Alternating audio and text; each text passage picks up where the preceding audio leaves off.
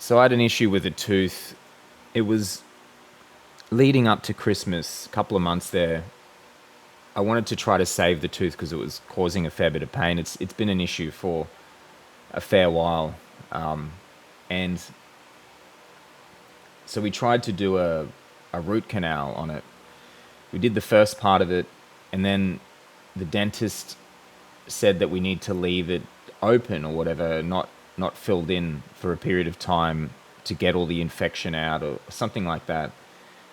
But I just had this infection in my neck the whole time. It was pain was here, there's infection here. You could see the glands were swelling. I kept getting sick over and over. And she kept cleaning it out and putting all this stuff in it. It's costing me heaps of money. I was on. She gave me this antibiotic called augmentin, and it's very strong. And it worked. It sort of cleared up the infection to some extent, and cleared up a lot of things. Very powerful antibiotic. And at one stage, I was on just straight amoxicillin from the doctor. I think I was on 2 lots of Augmentin. It was about 2 months straight that I was just taking antibiotics back to back. And I was very clear with the dentist. I said, I don't want to take these things. I know my gut's already sensitive, already have these issues. Can it cause a problem? And she said, no, it's fine. I said the same thing to the doctor. He said, no, it's fine. There was another doctor involved. He said, no, it's fine. We give kids antibiotics for months at a time. You'll be fine. So anyway, I'd had enough. I think it was Christmas Eve or a few days before Christmas. And I just said to the dentist, look, take the tooth out. I've had enough of this. And she was like, well, maybe the infection's not related to the tooth and all this stuff. And I'm like, look, the odds of it not being related is so low. Just take it out. So lo and behold, she took out the tooth. The infection pretty much went away straight away. The only issue was I then got dry socket from it, but that's another story. So I think I stopped the antibiotics pretty soon after that. And pretty much straight away, as soon as I stopped, I think it was the day that I stopped, or maybe the day after, I had essentially diarrhea that was just water. Just water coming out maybe 10 times a day, if not more. Everything I eat would just come out. And I didn't know much at this point. I looked up a little bit of stuff. And it says, look, your stomach can be a bit bad after antibiotics, but it comes back. This was going on for a month. I could not hold anything. It was crazy. It was a crazy month. And then around the month mark, I started to get pain and bloating and things that like never before. Really very scary pains in strange areas all around the body. It was very scary. I'd never experienced something like that. I knew something was wrong. So I went straight to the doctor, and he looked it up and he said, yeah, you've got C. diff. So they don't really know where it comes from, if you pick it up or if it comes from killing all the good bacteria and it's already in your stomach and it takes over. They don't know this stuff. They don't know anything. But basically it's just this this infection that takes over with some people, and it is fatal. It can kill. Mainly old people die from it because they get so malnutritioned. They end up dying in hospital a fair bit from this, end up in the ICU. It's it can be very serious. And the experience I had of it felt very serious. I never experienced anything like that. I'd always had a sensitive gut, but this was something else. This felt like, to me, this is what it feels like to completely be in the depths of hell with your gut, to have destroyed your gut. And it was awful. It really was. Very scary stuff happens in the body. It's not just diarrhea. It's very strong pains in areas where I've never had pain. The lower left bladder sort of area. pains all over the body. I was getting pains in my chest, in my throat. I was coughing, stomach and back and everywhere. It was like the whole body was just infected. And I know people, doctors and stuff, would disagree with this because I did bring it up with the doctors. And they said, oh, you could tell they thought I might have been making it up, but they don't know and they don't care. That was my experience of it, and it was very scary. It felt very serious.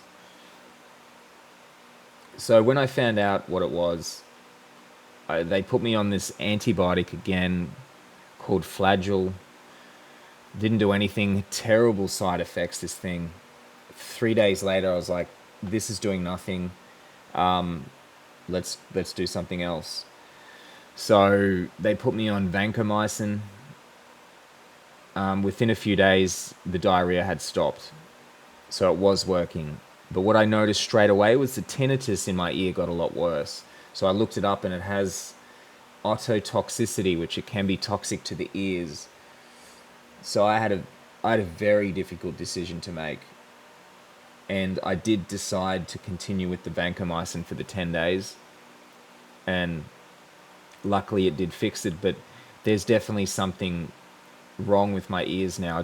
I don't feel like I hear any worse, but the tinnitus is definitely worse, and I get weird ear pains and things like that since. Some people say it clears up, some people say it doesn't after stopping use. But the reason I wanted to share this video is for a couple of reasons. Just a few things that from this terrible experience, what I've learned from overcoming it. And yes, so a couple of things that I did during and I'm doing now after is I did a ton of research looking at all the papers and everything, and only using the methods that are scientifically recommended. There was two things mainly: S. boulardii, which is a type of yeast, and Lactobacillus plantarum 299V. It's available in this I think Inner Health Gut Repair or something like that. It was the one that I found. It's not too expensive. For us in Australia, it's available at Chemist Warehouse. I'm not sure overseas. It's obviously available online, so just Google L. plantarum 299V.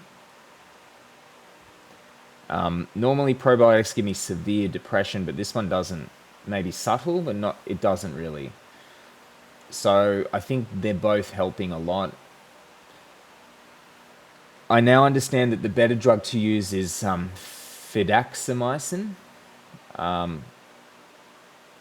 called Diff, I think, is the brand name of it. But it's extremely expensive here. I think in Australia it's like $3,000. In the US, I've heard it's about $1,500. But you guys are more have a lot more insurance and stuff. We aren't that much in. We don't have as much as you.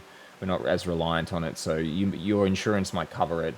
But it is indicated to be a lot better. It doesn't have the ototoxicity risk, and it has far less risks. That's fidaxomicin or Difficid. I wish I'd done that instead of the Vanco, but the Vanco worked. But what I've really learned from this is that the doctors don't care about you. They really don't. They will just tell you whatever you need to hear so you take the medication. Yes, all these antibiotics are fine, said the dentist, said two doctors, but it fucking destroyed my gut and made me so ill. I was terrified. Everything was fucked up for a long time, and I'm very lucky to have pulled out of it because people deal with this sometimes for years.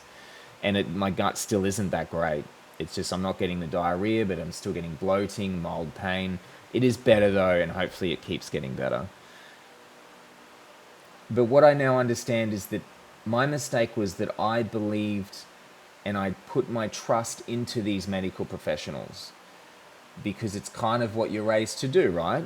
You go to the doctor, you tell them, and you trust them. And I would go into there kind of pretending I was dumber than I was. I guess that's because naturally that's the position that you're in that situation. They're the medical professional. They have a lot of respect in society, etc., etc. A lot of the time I would go in and describe my symptoms, and then they would just look it up, and it would tell them what to do. A lot of the time I knew exactly what the next indicated thing to do was. I knew what the next medication was. I knew, the dosage and all that stuff. But I hid it from them, and I allowed them to come to the conclusion. Sometimes it wasn't the correct one, but it was one. And I would just let them do it out of fear, out of whatever.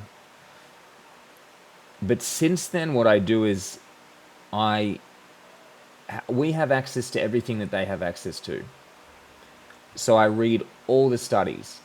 I read everything I possibly could get a hold of. I join the groups on Facebook and see people's personal experiences. I Google things. I try to understand this one specific thing more than a doctor would. And then I do everything that's scientifically indicated that's not a drug. So I'll use the probiotics, I'll use whatever supplements, I'll do whatever it is that suggests myself. And then I'll go to the doctor and say, this is my list of symptoms. These are the things that I've looked up. This is what I understand to be the next step. Can you please prescribe this for me? And just see what happens.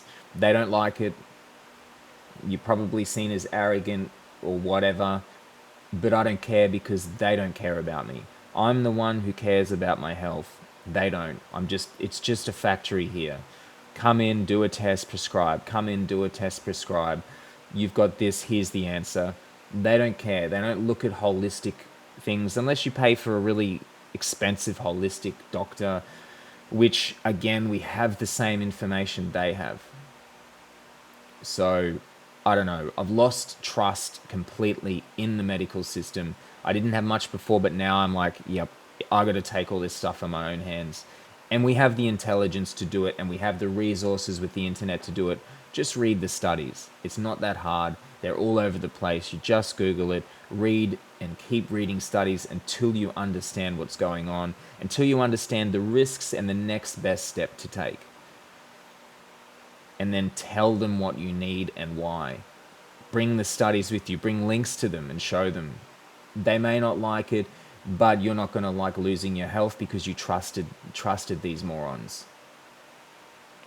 It's just a factory here, and I'm sick of it, and I'm not accepting it anymore, because that was dangerous and terrifying. And in a sense, I'm not glad it happened, but the positives that I got out of it were quite powerful, where I'm taking responsibility completely for my health. The medical professionals are just the gatekeepers. All you need to do is tell them what you need, convince them that you know, and then they will open that door for you by giving you the prescription or whatever treatment that you need. Anyway, I'm not a doctor, I'm not a medical professional, I'm just a person whose health was destroyed because these people did not care, did not take proper precautions, because I trusted them, and I take responsibility for that. But that's never going to happen again. So I hope that helps you guys. And yeah, message me if you're having issues with C. diff. I'm in the Facebook C. diff groups, and people really suffer with this thing. They really suffer, and I was very lucky to be able to overcome it. As, I guess, cleanly as it, not cleanly, but as quickly as I did, and even though it was a good 6 weeks before I figured it all out. But anyway, guys, that's it for me. Cheers.